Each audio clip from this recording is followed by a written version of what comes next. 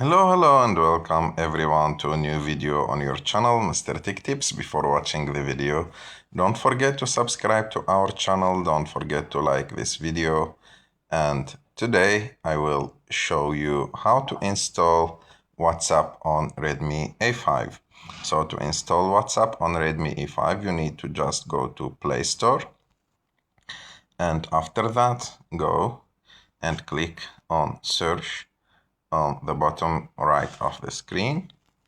After that, go to the search bar and type WhatsApp. And when you find the WhatsApp app, you have just to click on it. And after that, click on install, and like that, you will install WhatsApp on your Redmi A5. I hope that you like this video. If you like this video, don't forget to subscribe to our channel, to like this video, and see you in the next video.